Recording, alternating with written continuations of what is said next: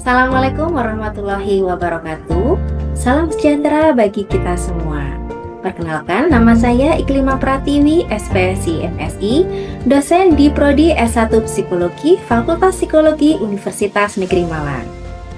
Saat ini, saya dalam proses mengikuti sertifikasi dosen gelombang 1 tahun 2025 yang diselenggarakan oleh Kementerian Pendidikan Tinggi, Sains dan Teknologi. Pada kesempatan kali ini, saya akan melakukan penyusunan dokumen pernyataan diri dosen dalam unjuk kerja Tridharma Perguruan Tinggi atau PDD UKT-PT dengan memaparkan salah satu mata kuliah yang saya ampu, yaitu Neuropsikologi dan Perilaku dengan bobot 3 SKS. Mata kuliah ini membahas mengenai konsep biopsikologi perilaku manusia, struktur otak dan sistem syaraf, sistem motorik, sistem sensorik, stres dan gangguan fisik, serta stres dan perilaku. Standar capaian lulusan atau SCPL pada mata kuliah ini adalah mahasiswa mampu menguasai konsep dasar teori psikologi untuk menggambarkan dan menganalisis persoalan psikologis non-klinis dan persoalan perilaku pada individu, kelompok, organisasi, dan komunitas serta menyajikan alternatif pemecahan masalahnya yang sudah ada sesuai dengan kode etik psikologi secara bertanggung jawab. Sedangkan capaian mata kuliah neuropsikologi dan perilaku ini meliputi: pertama, mahasiswa mampu menganalisis prinsip dan konsep neuropsikologi dalam kaitannya dengan pengaruh otak dan sistem saraf terhadap perilaku.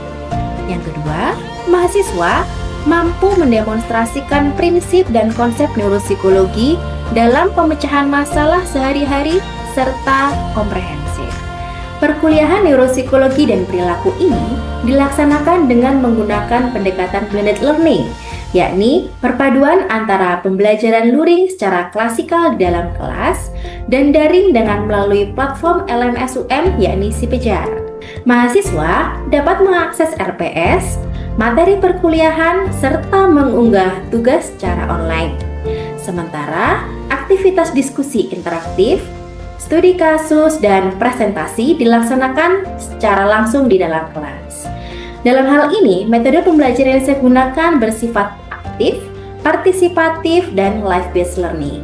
Adapun materi pembelajaran pada mata kuliah neuropsikologi dan perilaku ini meliputi konsep-konsep neuropsikologi serta keterkaitan antara neuropsikologi dan perilaku, bidang kajian neuropsikologi dan perilaku serta research method, sel, gen, bagan hereditas dan perilaku, sistem endokrin, hormon dan perilaku, sistem syaraf, otak dan perilaku, sensori organ dan perilaku, konsep dan teori neuropsikologi terhadap perilaku pergerakan atau movement, konsep dan teori neuropsikologi terhadap perilaku tidur dan terjaga, konsep dan teori neuropsikologi terhadap perilaku regulasi emosi, konsep dan teori neuropsikologi terhadap perilaku reproduksi,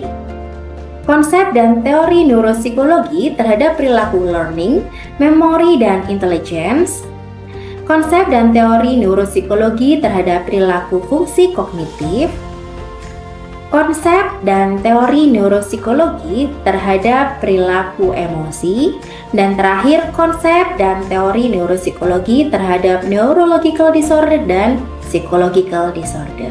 Adapun penilaian pada mata kuliah neuropsikologi dan perilaku ini mencakup 5 komponen utama, yakni partisipasi aktif dalam proses diskusi dan juga kuis sebesar 50%, sikap 10%, UTS sebesar 15%, UAS 20%, dan yang terakhir adalah tugas proyek, yakni menggambar otak, syaraf, sel, gen, dan lain sebagainya dengan bobot 5%. Berikut adalah video pembelajaran mata kuliah Neuropsikologi dan Perilaku yang membahas materi tentang perilaku reproduksi dengan menggunakan metode jigsaw yang telah saya lakukan di dalam kelas. Warahmatullahi wabarakatuh. Selamat pagi teman-teman. Oke, sebelum kita mulai pelajaran hari ini, saya absen dulu ya. Minggu kemarin kita sudah belajar tentang regulasi. Nah, apa yang kalian pelajari di materi regulasi pertama? Masih ingat nggak? Suhu apa? Suhu ruangan? Suhu badan. Terus apa lagi? Makanan. Kenapa makan? Ada apa dengan makanan? Ada eating disordernya. Eating disorder. Ada lagi? Bagaimana rasa lapar itu bisa? Oh ya. Oke, terus ada lagi apa? Rasa haus. Haus. Kenapa seseorang bisa merasakan haus? Oke. Nah, di pertemuan kali ini kita akan membahas mengenai perilaku reproduksi. Sudah tahu kan yang dimaksud dengan perilaku reproduksi? Tahu. Oke. Menurut kalian kalau mendengar istilah perilaku reproduksi, apa yang akan kalian pelajari? Alat reproduksi. Oke, alat reproduksi apa lagi? Apakah itu termasuk menghitung masa ovulasi? Ada lagi yang lain? Siklus menstruasi. Oke, terus ada lagi? Pubertas. Oke. Saya nanya kalian, menurut kalian kenapa pelajaran ini penting? Penting nggak sih? Tentang penting. Oke, penting. Dan kalian penting kenapa? Oke, karena kalian manusia. Oke, karena kalian manusia, jadi perlu biar nanti kalau sudah nikah perkembangbiakannya baik gitu. Ya, oke. Sekarang saya tanya nih, kalian tahu artis Tanti Kota? Tahu. Dulu sebelum dia menikah, karakter orangnya seperti apa? Tomboy. Kalau sekarang masih tomboy nggak? Kira-kira kenapa itu? Karena suami, terus apa lagi? Kira-kira kenapa? Insting keibuan. Oke. Kita nanti akan mencari tahu sebenarnya kenapa kok Tanti Kota itu seperti itu ya. Silakan berkumpul tiga-tiga kan ya bersama kelompok. Kemudian kalian tiap kelompok berpencar, bergabung bersama anggota kelompok yang lain. Jadi bentuk kelompok baru, setiap kelompok perwakilan dari kelompok awal. Ya, silakan dibentuk dulu. Silakan. Kelompok 1, kelompok 2, yang belakang posting 1. Oke, kelompok 1 yang mana? Oke, kelompok 2, kelompok 3. Oke, silahkan dibuka buku kalatnya. Kelompok 1 silahkan mempelajari dan berdiskusi terkait organizing effect of sex hormone dan activating effect of sex hormone. Kemudian yang kelompok 2 silakan dipelajari dan diskusikan materi tentang parental behavior dan juga evolutionary interpretation of mating behavior. Yang kelompok 3 silakan didiskusikan materi tentang gender identity dan gender differentiated behavior sama sexual orientation. Ya, silakan didiskusikan dulu. Diskusinya kurang lebih 30 menit ya.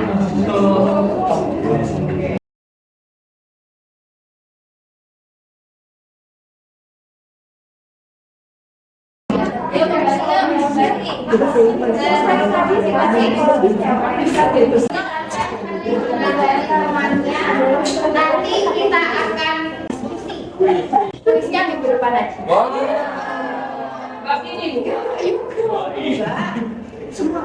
Enggak, bercanda. Oke, silakan saling mengajari teman-temannya.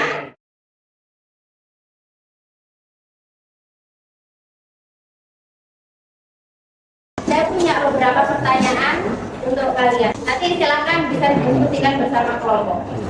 Pertama, menurut kalian kenapa sih anak laki-laki sama perempuan itu preferensi mainannya beda-beda? Kalau misalnya anak laki-laki biasanya nih kalau diajak ke mainan nyarinya mobil-mobilan, ya enggak? Ya. Terus kalau enggak gitu alat berat. Kalau enggak gitu mainnya robot. Nah, kalau anak perempuan mainnya kira-kira kenapa? Beda jenis kelamin. Oke, pertanyaan kedua nih. Pernah nggak sih kalian itu berpikir kenapa kalau wanita hamil atau misalnya kakak kalian atau saudara kalian itu hamil ya, itu mual, morning sickness, kenapa? Ada yang mengalami itu, tapi ternyata ada juga yang enggak. Oke, hormon apa? Silakan didiskusikan ya. Terus kemudian yang ketiga, kenapa setiap laki-laki dan perempuan punya tipe pasangan ideal? Kalian punya tipe cowok enggak? Misalnya cowoknya gimana? Tipe cewek kalian gimana? Nah, ada enggak? Mungkin bisa bantu disebutkan, mungkin di sini ada salah satunya yang termasuk ya.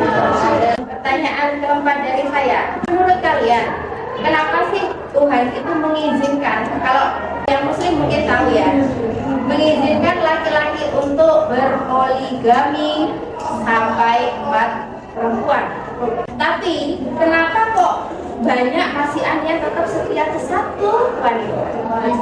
Pertanyaan terakhir dari saya, menurut kalian siapa sih yang lebih mudah cemburu, cewek apa cowok? Silakan diskusikan bersama kelompoknya sebentar saja. Nanti saya tunjuk kelompoknya kelompok mana yang jawab. Oke, silakan diskusikan.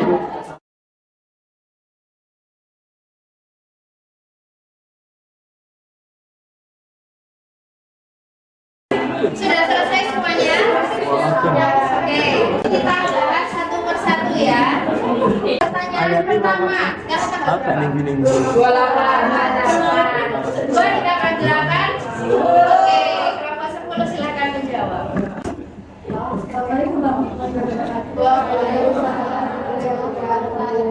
Ini saya mau menjawab yang satu. Mengapa laki-laki dan perempuan mempunyai mainannya beda? Karena anak laki-laki kan cenderung meniru perilakunya orang tuanya. Jadi ketika melihat ayahnya memperbaiki mobil, mereka anak laki-laki itu menganggap kalau motor itu ya sebagai atau permainan yang harus dilakukan oleh mereka lagi. Ketika melihat ibunya yang sedang mengurus adiknya, masak, maka mereka mengira kalau itu sebaiknya dilakukan oleh yang perempuan. Terus dan anak laki-laki kan dilahirkan dengan memiliki masa aktif yang lebih besar daripada perempuan, sehingga mereka lebih menyukai permainan aktif yang mengasah kemampuan mereka dari spasialnya. Kalau anak laki-laki kan punya kadar testosteron yang lebih banyak daripada perempuan, sehingga mereka tuh kayak punya jiwa maskulin atau punya rambut yang lebih besar juga daripada perempuan.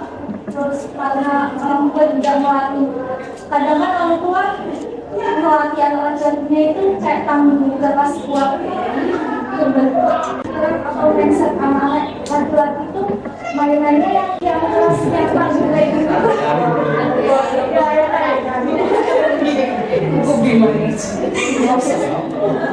Sedangkan kalau perempuan kan biasanya dibesarkan dididik sama kasih yang lembut, jadi mereka lebih suka mainnya yang dia kayak mereka main kayak gitu. Berapa bisa? Teman-teman mulai jawabannya. Ada yang mau menambahkan, yang mau berkomentar? Biasanya misalkan itu ibunya itu pengen anaknya, ayahnya pengen anaknya laki-laki, tapi yang lahir itu perempuan, jadi itu sama ayahnya anak si perempuan ini dilatih kayak laki-laki gitu. Bisa. sementara bisa, tapi nanti jadinya anaknya boy. Ada lagi yang menambahkan?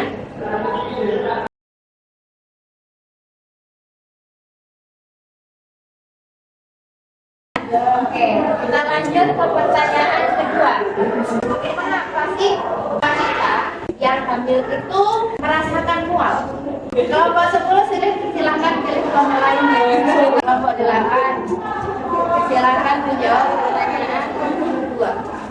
Jadi penyebab kenapa wanita hamil itu bisa merasakan itu karena peningkatan hormon estrogen yang bisa mancing dengan hormon itu. Jadi jika hamil dua. Tapi ada kenapa misalkan yang buat ibunya yang hamil tapi bapaknya yang mual-mual. Saya ada yang mau bantu menjawab?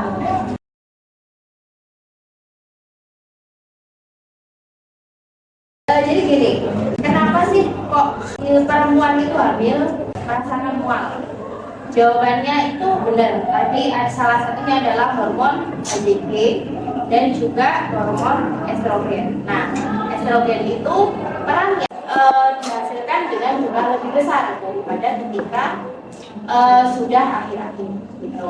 Gimana sih Bu tahunya kok ada hormon HCG? Kalian pernah tahu tespek? Tahu. Nah, tespek itu sistem kerjanya adalah ketika urin itu dimasukin sama tespek akan keluar dua garis. Itu muncul akibat ada reaksi hormon HCG. Gitu. Jadi kalau misalnya ada hormon HCG, otomatis akan bereaksi pada dua garis gitu. Tambahan fun fact aja buat cewek-cewek ya. Nanti kalau misalnya sudah berkeluarga, ketika kalau misalnya nih kalian ingin punya anak, terus habis itu iseng-iseng pakai tespek gitu ya, lakukan pagi hari setelah bangun tidur. Karena pada saat itulah hormon HCG itu berada pada kondisi yang paling tinggi. Ada yang mau bertanya? Kan ada kalau orang tidur ini sebenarnya saya hamil atau enggak karena dua garisnya itu salah satunya sama tidur gitu. Karena hormonnya itu belum banyak. Biasanya itu terjadi pada awal-awal kehamilan. Jadi proses penghasilan hormonnya itu belum banyak. Jadi masih antara iya apa enggak gitu. Jadi apa enggak ini yang berbeda. Oke. Bisa dipahami? Oke. Pertanyaan ketiga, kenapa setiap laki-laki dan perempuan punya tipe pasangan ideal yang berbeda-beda? Misalnya nih, kalian ada yang arti di sini? Mungkin ngefans sama Jin atau Suga? Misalnya kalian punya tipe ideal seperti V BTS. Nah, kenapa kok kalian memiliki tipe ideal itu? Kemudian cowok-cowok mungkin ada yang ngefans sama ada yang Blink di sini mungkin ada yang ngefans sama Jennie Blackpink misalnya ya. Oke, menurut kalian kenapa? Silahkan pokoknya Jin aja. Jadi kalau secara naluri kan yang tadi dijelasin sama Putri ke saya, ternyata tuh pengen punya pasangan wanita tuh karena ingin menurunkan keturunan gitu kan. Terus kalau perempuan, kalau konteks budaya zaman dulu deh, kita lihat orang-orang menikah satu pasangan tuh karena itu tuh kebutuhan hidup gitu. Karena itu tuh mereka tuh pengen mempertahankan spesiesnya, bukan karena cinta gitu. Jadi konsep cinta pacaran nikah tuh baru-baru ini, nikahan cinta tuh baru-baru ini. Kalau tanya yang ini pasti dijatuhin bukan karena cinta kan, karena itu emang tujuannya itu. Makanya di situ ada istilah banyak anak banyak rezeki, karena makin banyak anak ya makin banyak ya kan butuh gitu anak, karena pertanian dulu tuh industri makin banyak orang makin kaya gitu. Nah sementara sekarang kan udah konteksnya udah berbeda.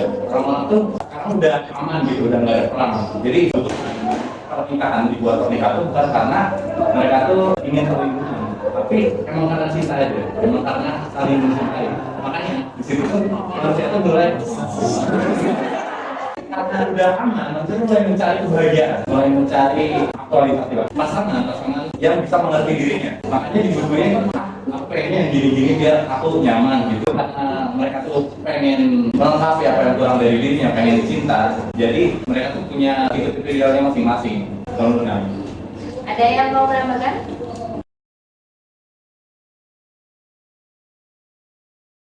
Ada lagi yang menambahkan? Gak ada. Pernah dengar istilah ayah adalah cinta pertama anak perempuan nggak?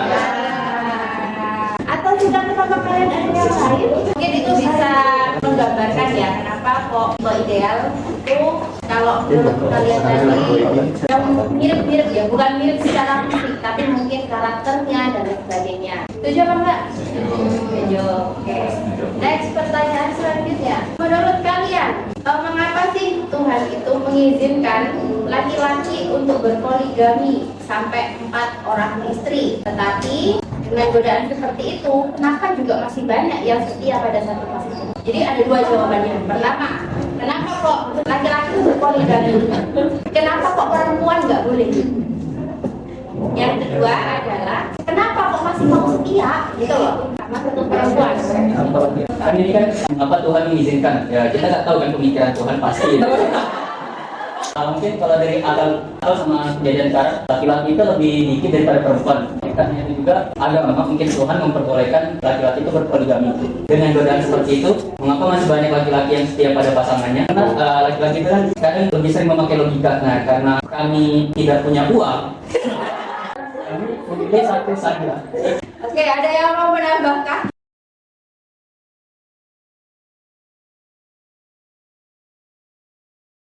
Oke, jadi gini, laki-laki dan perempuan itu sebenarnya sama-sama punya gairah seksual ya. Kalau kita nyebut, kalau misalnya nggak adil, kalau kita bilang cuma cowok aja yang punya nafsu, enggak, cewek juga punya, ada lakinya.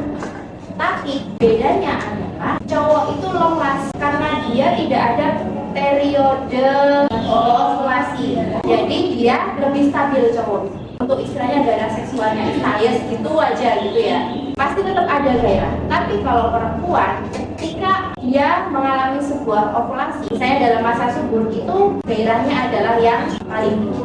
Kalau kalian baca bukunya Nalan, itu ada riset yang menjelaskan bahwa kalau di klub-klub itu ya ada yang biasanya tari apa sih ya,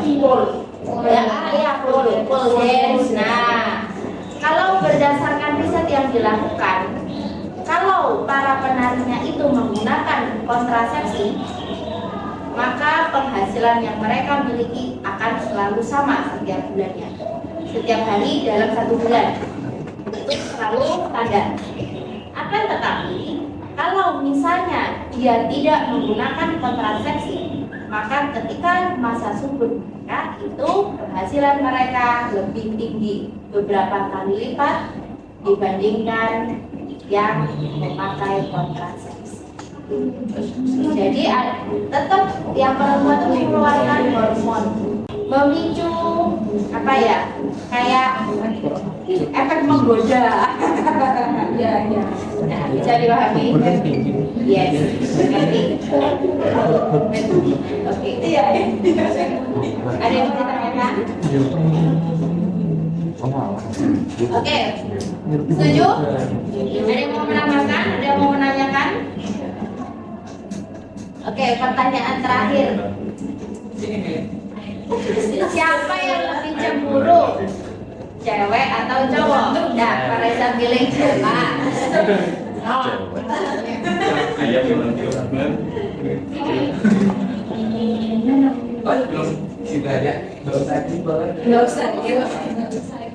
Ya. Silakan dijawab. Menurut kami yang lebih mudah cemburu itu tergantung sih Bu, tergantung pribadinya juga. Jadi kayak bagaimana cara dibesarkannya dia gitu, pola attachmentnya dia juga bagaimana, itu kan berpengaruh juga dengan rasa cemburu dia gitu. Oke, ada yang mau menambahkan? Oke, ada yang mau menambahkan? Mau nanya, kalau orang homoseksual itu, apakah dia cemburu itu karena penyaluran seksual yang hilang? Jadi kan tadi kamu bilang kalau yang itu cemburu karena seksual kan? Ya kan? Kalau orang yang homoseksual ya laki sama laki itu ketika rasa cemburunya muncul, apakah karena penyaluran seksual itu hilang apa gimana? Homoseksual itu tetap seksual, tetap homoseksual. Berarti cemburu karena Jadi yang homoseksual nih cowok sama cowok lebih cemburu pasangannya itu dekat sama cowok atau dekat sama cewek?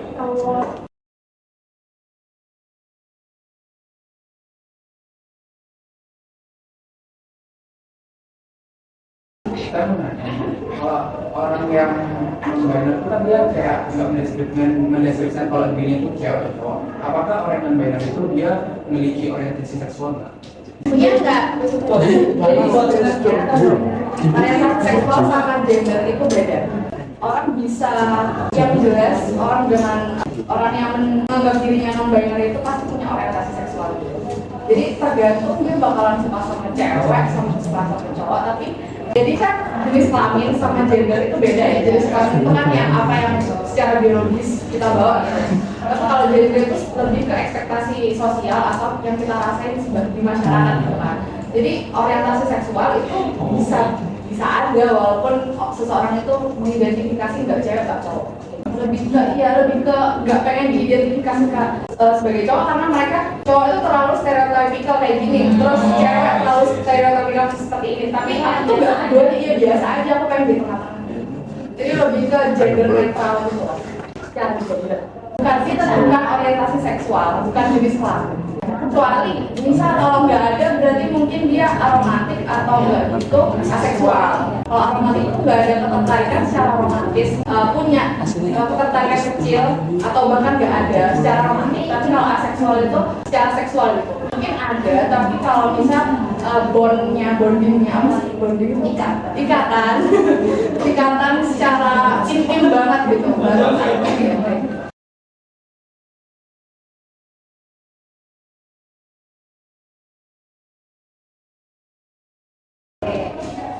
Itu tadi yang sudah kalian pelajari ya. Sebelum kita akhiri karena waktunya sudah habis ya, adakah yang mau ditanyakan terkait materi hari ini? Sudah dipahami semuanya? Insya Allah. Oke, kalau begitu tadi kita sudah belajar terkait perilaku seksual ya. Minggu depan kita akan belajar tentang yang tahu apa? Intelijensi learning. Oke, intelijensi learning dan memori. Kalau yang emosi itu nanti di pertemuan ke-14. Emosi di pertemuan ke-14. Oke, kalau misalnya sudah tidak ada yang bertanya dan sudah dipahami semua, bisa kita akhiri. Terima kasih banyak teman-teman. Jangan lupa jaga kesehatan. Puasa kalian masih panjang ya. Jangan lupa banyak minum air putih dan makan makanan yang terima kasih. Saya akhiri. Assalamualaikum warahmatullahi wabarakatuh.